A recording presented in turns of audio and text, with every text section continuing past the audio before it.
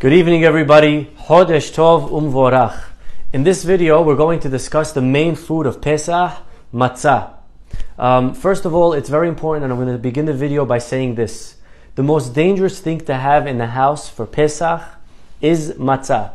For the simple reason that the ingredients in Matzah are wheat and water. And therefore, it's very dangerous, and one has to be very careful that they purchase Matzah from a reliable hechsher. This is not a time of the year to rely on just anything. This is very important, and therefore to purchase it from a reliable kosher for Pesach symbol, and to use that matzah throughout Pesach. Now there are a few different types of matzah. We'll go one by one. The first matzah that we're going to discuss tonight is handmade versus machine-made matzah. So we're allowed to eat machine-made matzah throughout Pesach. However, for the seder, it's ideal that one uses handmade matzot. These are the round matzot, matzah shemura, round handmade. And it's better because the person that's making the matzah can think that as they're making it, they're making this for the mitzvah. Whereas a machine doesn't think that. A machine doesn't have feelings. A machine cannot think things. The only one that thought was the person that pushed the button in the beginning, and that's why we could rely on having that b'di'avad for the seder. But ideally, the best thing to do would be to have for the seder the handmade matzot. I did speak to a doctor. There's no concern this year with the coronavirus going around that maybe there's something, some type of germs in the matzah that people are dealing with their hands. There's no concern for this, simply, number one, because they're using gloves. Secondly, the oven is so hot that it will burn any germ. And when they take it out and put it in the box, the only thing that we do have to be worried about is the box.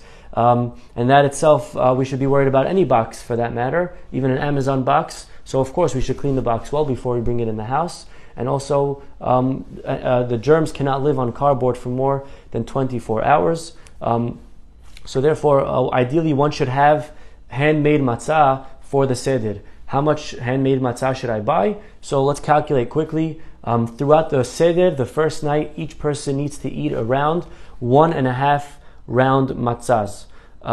We'll discuss later as we go through the seder how exactly we get to that number. But for now, let's just do a quick calculation. So if each person needs 1.5 matzah for each night, so for 2 nights, each person needs 3 matzahs. So calculate 3 matzahs per person for both nights. So if we're 2 people, we need 6 matzahs altogether. If we're 3 people, we need 9, 4 people, 12, so on and so forth. That is the deal with handmade matzot. Machine-made matzot, again, we could use them throughout Pesach.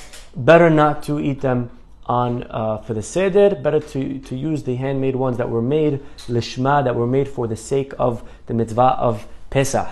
One last thing we'll discuss in this video, and that is matzah ashira. What is matzah ashira? Simply, it means rich matzah. It means rich in the sense that it is made with something other than water. So they take the flour and they mix it with eggs, or they mix it with some type of fruit juice.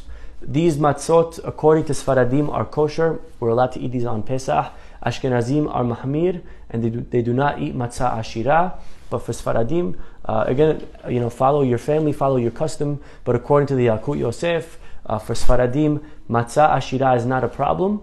So one is allowed to eat egg matzah. One is allowed to eat cakes that are made with matzah ashira. Just be very careful again to purchase it with a hechsher, a hashgacha, a kosher symbol that is very reliable, something that we could use on Pesach. Chodesh Tov. Have a great night.